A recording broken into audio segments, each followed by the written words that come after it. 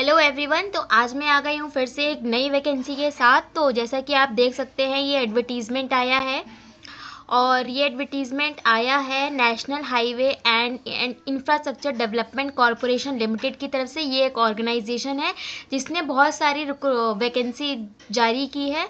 आप देख सकते हैं ये हायरिंग नोटिस। अगर आपको सर्च करना हो ऑथेंटिसिटी चेक करने के लिए कि लेजिट है कि नहीं, तो आप हायरिंग नोटिस नंबर डाल के या फिर आप इसकी वेबसाइट डाल के आप सर्च कर सकते हैं। ठीक है, तो ये इसके बारे में जानकारी दी गई है कि the national highways and infrastructure development corporation limited is interested with responsibility of development of infrastructure. मतलब ये ऑर्गेनाइजेशन है वो इंफ्रास्ट्रक्चर के डेवलपमेंट से रिलेटेड है। इसमें इंफ्रास्ट्रक्चर से के डेवलपमेंट से रिलेटेड है। और कहाँ कहाँ development, specially north eastern region में, हिली स्टेट्स में and border and strategic areas. ठीक है, तो ये सब चीज़ें हैं। आगे हम बात कर सकते हैं। NHIDCL has instituted a scheme for young professional. तो यहाँ पे यंग प्रोफेशनल के लिए स्कीम आई है गाइस, और इसमें एक्सपर्ट प्रोफेशनल के लिए and eminent of person of eminence. This initiative enables access to specialized and evolving. ठीक है, तो मतलब ये इसकी एप्लीकेशन जो वैकेंसी है वो इन सब के लिए निकली हुई है। तो अब बात करते हैं the engagement shall be at 3 level. तो कौन 3 लेवल पे एंगेजमेंट है गाइस, आप देख सकते हैं। जैसे कि एसोसिएट लेवल पे है, senior associate and consultant level पे है। ठीक है, और अब बात करते हैं the engagement will be purely on contractual basis. तो आपको पहले ही बता दिया गया है कि कॉन्ट्रैक्चुअल बेसिस पे ही आपका जो रिक्रूटमेंट होगा। ठीक है, और आगे बात करते हैं the associate and senior and consultant shall have legal status of an independent consultant. मतलब जो भी इन सब पोस्ट के लिए मतलब अप्लाई करेंगे shall have independent consultant. NHIDCL shall not be regarded for any purpose as being either a staff member or an official or an employee of NHIDCL. मतलब कि अगर आप पहले से एम्प्लॉय हो NHIDCL ऑर्गेनाइजेशन में, तो you are not suppose to apply for this vacancies. ठीक है, तो अब बात करते हैं the associate. Senior associate and consultant will be engage for fix period of 2 years। तो ये जो तीन पोस्ट में वैकेंसी निकली है वो कितने के लिए, 2 years के लिए। ठीक है, विच में be extended to 1 year up to a maximum tenure of 3 years for providing high quality service on specific project. मतलब कि पहले तो ये है 2 साल के लिए, बट अगर उनको ज़रूरत पड़ती है तो ये 1 साल और एक्सटेंड हो सकता है। ठीक है, और their continuation in their respective position beyond the first and subsequent years would be contingent on the decision of the consultant review committee। तो चलो बात करते हैं पोजीशन। ठीक है, पोजीशन की बात करते हैं किस किस में निकली है। एरिया देख सकते हैं आप, कंस्ट्रक्शन मैनेजमेंट में भी 3 पोस्ट हैं, जैसे कि एसोसिएट की है, सीनियर एसोसिएट की है और कंसल्टेंट की है। ठीक है, और देख सकते हैं एसोसिएट में 4 वैकेंसी निकली है, सीनियर एसोसिएट में 4, कंसल्टेंट में 2। ऐसे हम बात करते हैं टेक्निकल बैकग्राउंड में, तो आपको सीनियर एसोसिएट, कंसल्टेंट, इसमें कितनी है, 4 वैकेंसी। ठीक है, अब ह्यूमन रिसोर्स में बात करते हैं तो इसमें भी एसोसिएट, सीनियर एसोसिएट की है, 2 वैकेंसी हैं। फाइनेंस में भी associate, senior associate and consultant, इसमें 3 पोस्ट निकली है इस एरिया में, जो कि सीनियर एसोसिएट के लिए 2 पोस्ट हैं और 1 पोस्ट है कंसल्टेंट के लिए। ठीक है, और लीगल बैकग्राउंड से बात करें एसोसिएट, सीनियर एसोसिएट में इसमें 2 हैं, 1 है इंफॉर्मेशन टेक्नोलॉजी में, इसमें भी 2 निकली है। एसोसिएट पे 2 पोस्ट हैं और सीनियर एसोसिएट में 1। ठीक है, तो टोटल 37 वैकेंसीज निकली है गाइस, 37। ठीक है, और आगे बात करते हैं इसके रिक्रूटमेंट, क्वालिफिकेशन, एक्सपीरियंस, रिक्वायरमेंट्स। तो आप देख सकते हैं क्वालिफिकेशन एंड एक्सपीरियंस रिक्वायरमेंट्स। तो यहाँ पे आप पोजीशन देख सकते हैं, पोजीशन के अकॉर्डिंग ही क्वालिफिकेशन मांगा गया। ठीक है, जैसे कि एसोसिएट वाली पोस्ट में, कंस्ट्रक्शन मैनेजमेंट में जो एसोसिएट पोस्ट है और सीनियर एसोसिएट कंस्ट्रक्शन मैनेजमेंट की जो पोस्ट है उसके लिए क्या क्वालिफिकेशन चाहिए, मास्टर्स इन कंस्ट्रक्शन और मैनेजमेंट और equivalent from IITs NITs and other institution having NIRF ranking up to 100 in engineering category as per the latest ranking. मतलब आपको जो इसमें रिक्वायरमेंट दी गई है, मास्टर्स करा होना चाहिए आपने में, ठीक है, मास्टर्स करा होना चाहिए आपने इन कंस्ट्रक्शन मैनेजमेंट, और वो भी उस कॉलेज में होना, उस कॉलेज का होना चाहिए, जैसे आप IIT से NIT से कराओ तो उस कॉलेज की NIRF रैंकिंग जो टॉप 100 कॉलेजेस में आनी चाहिए। अगर आपका NIRF रैंकिंग में नहीं आ रहा है तो you are not suppose to apply for this post.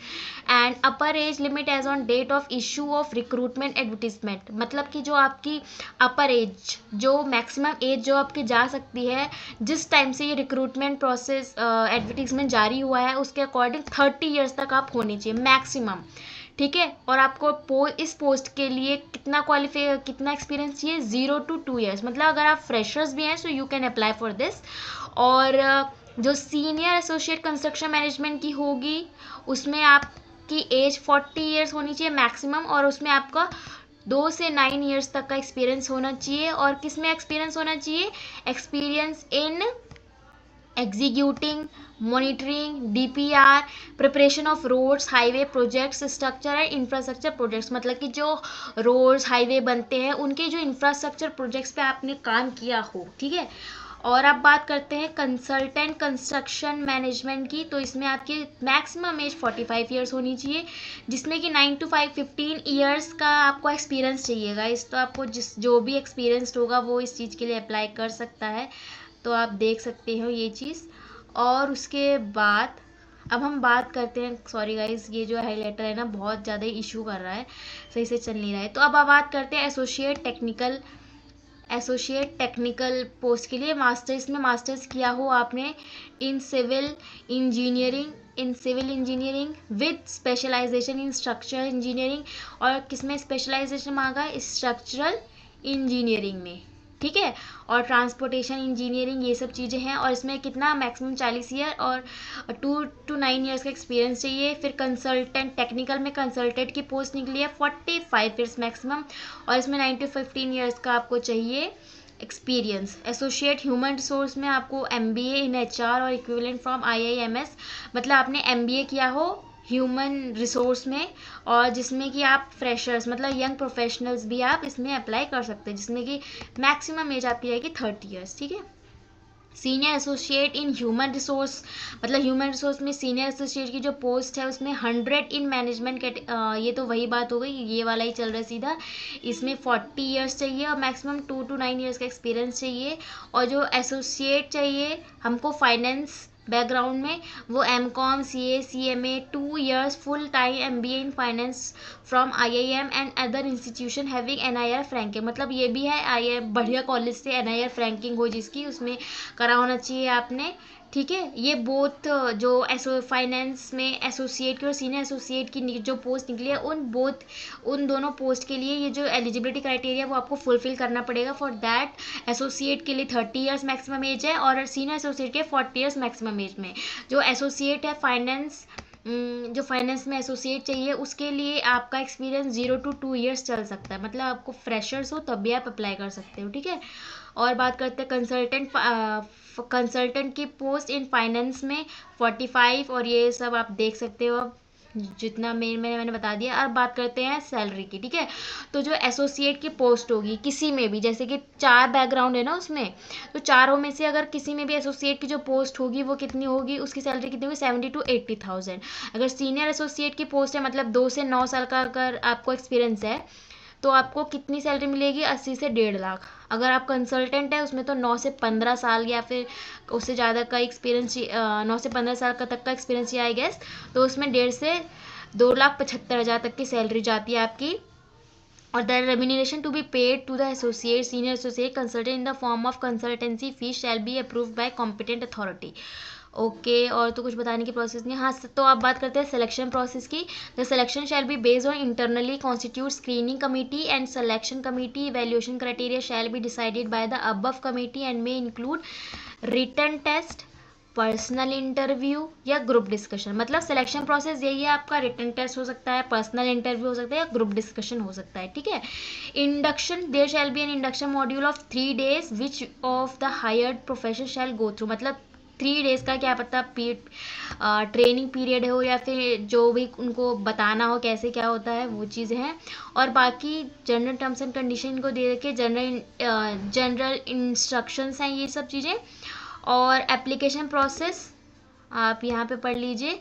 Eligible candidates में अप्लाई थ्रू NHIDL से resource pool portal given at the following link, मतलब आपको ये लिंक दे रखा है जिसके थ्रू आप डायरेक्टली अप्लाई कर सकते हैं। The link will be active for receiving application from 18 मार्च 2026, मतलब ये मैं वीडियो 20 मार्च को बना रही हूँ, तो ये लिंक अब क्लिकेबल हो गया है, आप अप्लाई कर सकते हैं। और लास्ट डेट आप देख सकते हैं, लास्ट डेट कब की है, 14 अप्रैल की।